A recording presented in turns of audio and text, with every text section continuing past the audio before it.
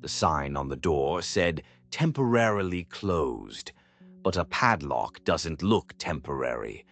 Dale Hoffman stood in the gravel lot of the Midland Farmers Cooperative at 7:14 in the morning with 180,000 bushels of corn sitting in 3 steel bins on his property and exactly nowhere to send them. He'd planned to start hauling that week. He had trucks lined up.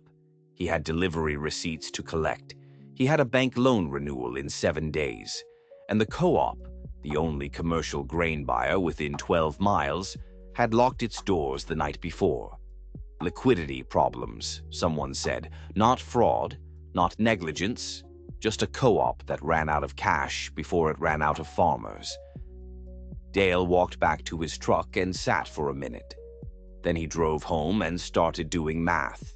This is what happens when the system you depend on closes faster than the market moves. The Midland Co-op had been running for 31 years. It served roughly 60 farms in a 3-county radius. When it locked its doors on a Tuesday evening in early November, nobody had a backup plan. The co-op handled roughly 4 million bushels annually. It wasn't a massive operation, but for the farmers who depended on it, it was the only practical option within economical hauling distance. The next closest elevator was 41 miles away. An ethanol plant was 68 miles out. Those distances don't sound like much until you run the freight math. Dale's operation was mid-sized by regional standards. He'd harvested 180,000 bushels that fall, all corn, average moisture around 8%, which was a touch high. His target was 15%. He'd been counting on the co-op to handle final drying. That wasn't going to happen now. The corn was in 3 bins, all steel, all built in 1978. Each one held approximately 60,000 bushels. They were equipped with the original aeration fan systems, not sophisticated, not digital, but functional. Temperature cables ran down the center of each bin. There was a mechanical auger system that moved grain between bins if needed. The whole setup was paid off decades ago. No debt, just maintenance. Dale's father had built those bins. Dale had used them for cold storage and overflow for years, but never for this, holding 180,000 bushels against a ticking clock. The morning the co-op closed, December corn futures were sitting at $4.80 a bushel. The local basis, the difference between the futures price and what the elevator actually pays, had been running at negative 12 cents. That's normal. Basis accounts for freight, handling, and local supply and demand. So Dale's corn was effectively worth $4.68 a bushel at the co-op. Multiply that by 180,000 bushels, and you're looking at gross revenue around $842,400. That's before freight, drying, and operating costs. The bank loan renewal was tied to delivering grain receipts as a proof of income. Without receipts, the bank had no basis to roll the operating line. Dale had 7 days. Would you haul immediately? Think about that before you answer. Day 1. Word spread fast. By noon on Wednesday, every farmer in the county knew the co-op was locked. By 2 in the afternoon, the basis at the distant elevator had already moved. When 60 farms suddenly have nowhere local to go, and they all start calling the same 41-mile elevator, that elevator's purchasing manager gets a lot of leverage. By end of day, the basis had widened from negative 12 cents to negative 18 cents. Dale checked the screen and did the math again. The effective price had dropped from $4.68 to $4. 62 per bushel in 1 day, without futures moving an inch. And freight to that elevator was $0.28 per bushel round trip, which hadn't been in the original calculation because the co-op was 12 miles away, not 41. So now the real number, $4. 62 minus $0. 28 freight equals $4. 34 effective. That's a 34-cent drop from where he'd been planning to sell. On 180,000 bushels, that's $61,200 gone from his budget before he'd moved a kernel. He called his banker that evening. First National had been with his operation for 11 years.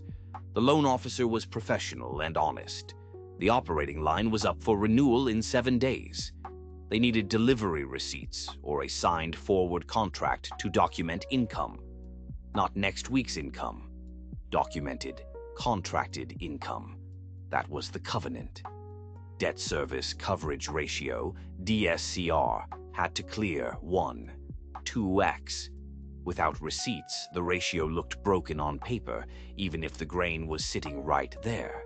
The banker said he wasn't trying to pressure anyone, but the covenant was the covenant. Dale hung up and looked at the calculator on the kitchen table. Day 2.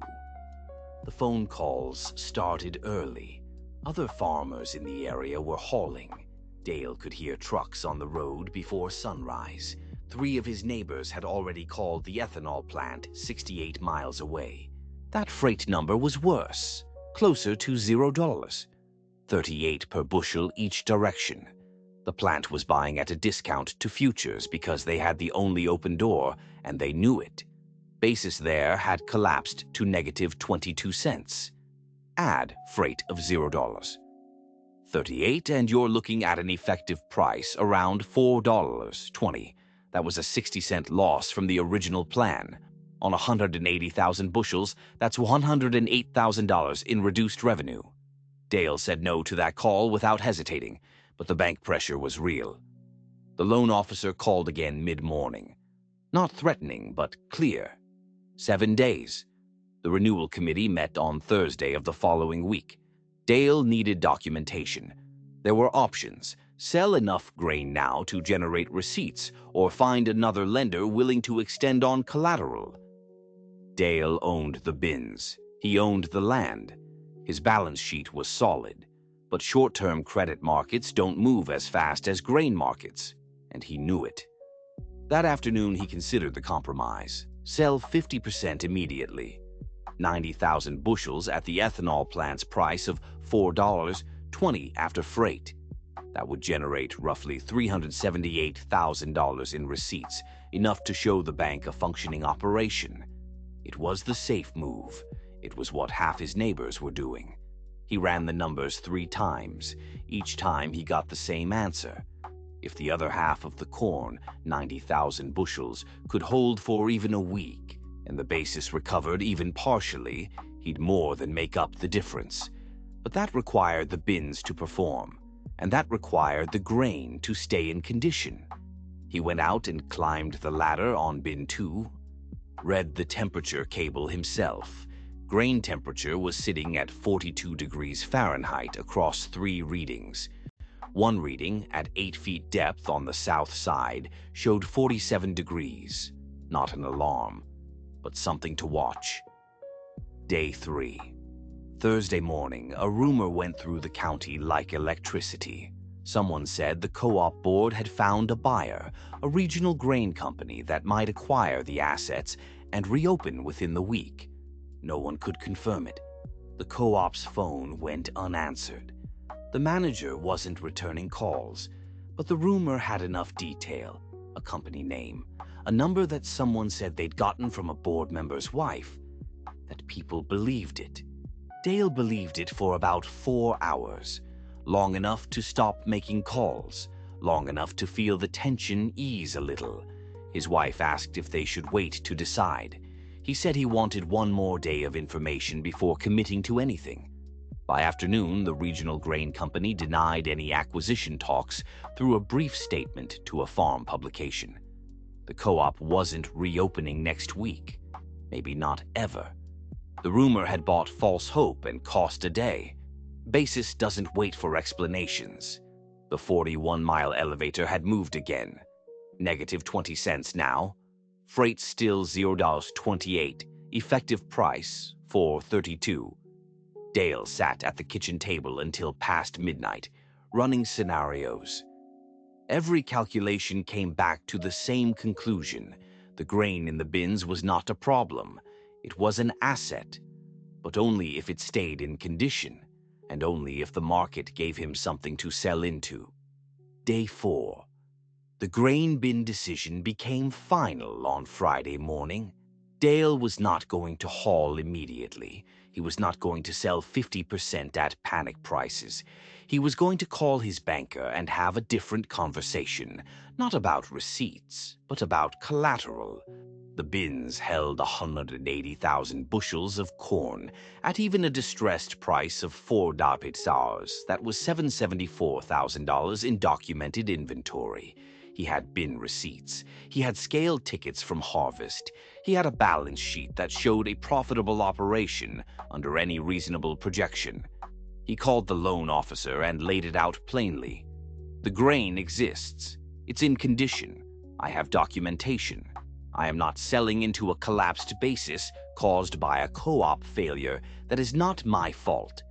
I need the bank to evaluate this as a collateral renewal, not an income receipt renewal, for 1 week. The loan officer said he'd take it to the manager. While he waited, Dale walked the bins. He checked each temperature cable. Bin 1, 41 degrees across the board. Bin 3, 39 to 43, stable. Bin 2, that south side reading had moved, now 51 degrees at 8 feet depth. That was a hot spot. Not critical yet, but a hot spot in a bin of 16. 8% moisture corn in November could move fast if the fans weren't managed right. He turned the aeration fans on bin 2 to continuous run. The fans were original 1978 equipment. Noisy, not efficient, but they worked. The electricity meter on the barn started spinning faster. He'd deal with the power bill later. Liquidity problems move faster than harvest. Dale knew that. But spoilage moves faster than liquidity problems. Day 5. Saturday brought a weather shift. Overnight, humidity had spiked. Warm front from the south, unseasonably wet. Running aeration fans in high humidity pulls moisture into grain, not out of it. Dale had to shut the fans down on bin 2 by 4 a.m. and wait for conditions to change. He was awake at 3:30 checking the weather app and the humidity sensor he'd mounted on the bin's vent stack 3 years ago. The hotspot at 8 feet on the south side read 54 degrees Saturday morning. That was the line. Above 55 degrees in high moisture corn, you start seeing mold development within days. Below 55, you have time, but not unlimited time. He needed that reading to go the other direction by Sunday. He climbed the bin with a long steel rod and manually broke the surface crust that had formed near the hotspot. Physical work. Slow work. An hour of moving grain by hand at the top of a bin in the dark with a headlamp. It disrupted the thermal pocket and allowed the cooler grain below to moderate the hot zone. He did it again at noon. The reading at 2 in the afternoon, 52 degrees, trending the right direction. The electricity cost for bin 2 had run an extra $140 in 4 days, small number in the context of 180,000 bushels. But it wasn't zero. Nothing about this situation was free. Would you risk spoilage? Because that's the real question. You're sitting on 180,000 bushels, and one bin is showing a hot spot, and the weather isn't cooperating. The bank called Saturday afternoon. The manager had agreed to a collateral review framework. Dale had until Thursday, 1 extra day, to either provide delivery receipts or have an independent grain inventory appraisal completed. That was the deal. It wasn't a full extension, but it was enough. Day 6. Sunday. The markets were closed, but the news wasn't. USDA had scheduled a weekly export inspections report for Monday morning, normally routine, but there had been rumblings the previous week about a significant corn purchase by a Southeast Asian buyer. Numbers being thrown around in agricultural media were in the range of 15 to 20 million bushels. If that inspection number came in high on Monday, futures would move. Dale knew better than to trade on rumors. He'd watched too many farmers make decisions based on expected reports that came in opposite. But he wasn't trading. He was waiting. There's a difference. He was already holding the corn. The question was just when and where to sell it. Bin 2's hotspot read 49 degrees Sunday morning. He ran the fans for 3 hours in the early morning when humidity dropped below 55%, then shut them off. The grain was stable but not comfortable. He had maybe 3 more days of safe storage if conditions held. After that, moisture would start compromising quality at scale, and the math would flip. The cost of waiting would exceed the benefit of a better price. Meanwhile, the basis at the 41-mile elevator had held at negative 20 cents. The panic selling from neighbors had largely run its course. The farmers who were going to haul immediately had hauled. Volume was dropping. When volume drops, basis sometimes recovers. Sometimes, Dale called his hired man and told him to have the trucks ready for Monday afternoon if needed. Day 7. Monday, 7:30 a.m., USDA weekly export inspections. Dale had the market on his laptop before the report dropped. December corn futures, $4.83, up slightly from the week's close. The export number came out at 6:47 a.m. Central Time on the USDA feed. Corn inspections, 62, 4 million bushels for the week. The trade had been expecting somewhere around 45 to 50 million. The number was massive, biggest single-week corn export inspection figure in 14 months. The market reacted in 4 minutes. December futures jumped 11 cents, then another 4. By 8:15 a.m., December corn was trading at $4.98 per bushel. Dale watched the screen and did not move. He called the elevator at 41 miles. The purchasing manager answered on the second ring. Dale told him he had 180,000 bushels of corn, 8% moisture, available for delivery starting today. He asked for a basis quote. The manager was quiet for a moment, then came back with negative 15 cents. Not great, but it had recovered from negative 22. Freight was still $0.28. Effective price for 98 minus 0, 15 minus 0, 28 equals $4.55 per bushel. Dale compared that to what he would have gotten on day 1 in a panic, $4.34. The difference was $0.21 per bushel. On a 180,000 bushels, that was $37,800 in additional revenue from 7 days of patience and active management. Not a miracle, not magic, just time. He also had to account for $0, 10 per bushel in additional drying. The elevator would dock for moisture above 15%. On 180,000 bushels, that was $18,000. And the extra electricity from the aeration fans, call it $400 for the week. So net improvement over the panic sales scenario, roughly $1,900 against a potential downside of spoilage that could have wiped out far more. Storage isn't about grain, it's about time.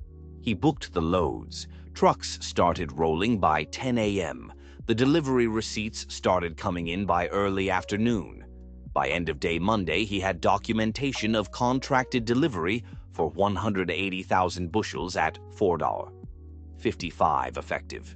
He called the bank at 3:30 p.m. and read the numbers to the loan officer.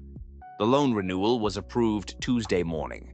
His neighbor 2 miles down the road had hauled 180,000 bushels of his own to the ethanol plant on day 2. He got $4.18 effective after freight to that plant. On the same volume, his gross was $752,400. Dale's gross was $819,000. The difference was $6,600. Dale's neighbor was not a bad farmer. He made a rational decision under pressure with the information he had, but he sold into a collapsed basis at peak fear. Dale didn't. The bins built in 1978 did not generate a single dollar. They did not improve the futures price. They did not fix the basis. They did not solve the co-op's liquidity problem. What they did was give Dale Hoffman 7 days. 7 days of options that his neighbor didn't have. 7 days for the market to move, for the panic to settle, for the basis to partially recover, for the export report to land the way it did. The bins were a time leverage tool, nothing more and nothing less. Dale's drying cost came in right at $0, 10 per bushel, $18,000 total docked at the elevator. The electricity bill for the week of intensive aeration management was $387. Total holding cost, approximately $18,400. Total benefit from holding versus day one panic pricing, approximately $37,800. Net gain from patience over panic, roughly $19,400. Not $66,000 like the neighbor comparison. Not a windfall. A real, measurable, defensible financial outcome from a decision made under pressure with a 7-day clock and a hotspot in bin 2. There's a version of this story where Dale hauls on day 2 and nobody blames him. The bank pressure was real. The hotspot was real. The humidity spike was real. The false rumor on day 3 cost him an afternoon of clarity. Spoilage was a genuine risk that required actual labor. Midnight ladder climbs, manual crust breaking, fan management at 3 a.m. This was not passive. This was not just waiting. This was active grain management against a financial deadline. But the math held. And the math held because the bins held. Storage isn't about grain. It's about time. The broader picture here matters. When a co-op closes, the farmers who survive best are not always the ones who move fastest. They're the ones who have options. Options come from infrastructure. Infrastructure is often old, unglamorous, and expensive to maintain. 3 steel bins built in 1978, running original aeration fans with temperature cables and a mechanical auger system. That's not a story about nostalgia. That's a story about having a tool when you need it. The Midland Co-op never reopened. The assets were eventually purchased by a regional grain company, and the facility was converted to a rail loading terminal. It took 11 months. The farmers in that county had to build new relationships with elevators they'd never used before. Freight costs increased permanently for most of them. Basis in that area widened structurally because the local competition for grain was reduced. The co-op closing was not a single bad week. It was a permanent shift in local market dynamics. Dale had the bins. He had the time. He had the discipline to run the math instead of running the trucks. His loan was renewed. His operation continued. Bin 2's hotspot resolved by Tuesday afternoon, 2 days after he'd started running the fans in earnest. The grain delivered at 16, 8% moisture with a $0, 10 per bushel drying dock, exactly as he'd calculated. The trucks finished delivering on Wednesday. On Thursday, he met with his loan officer in person, signed the renewal documents, and shook hands across a desk. The operating line was intact. The next crop year could proceed. There was no celebration. Just a signed document and a drive home. That's what a procedural victory looks like. No speeches, no drama, just numbers that held when they needed to. Would you have waited 7 days? Would you have hauled immediately to cover the bank? Would you have sold 50% just to satisfy the covenant? Those are real questions with real trade-offs, and none of the answers are obviously wrong. Dale's answer was to use the infrastructure he had, manage the risk actively, and trust the math he'd done at the kitchen table. The bins bought the time bought the price bought the renewal. Liquidity problems move faster than harvest. Basis doesn't wait for explanations. And grain in a truck is gone. Grain in a bin is optional. If you enjoyed this story, don't forget to subscribe and drop a comment below telling me what you would have done on day 2. Would you have hauled, waited, or sold half? I read every one.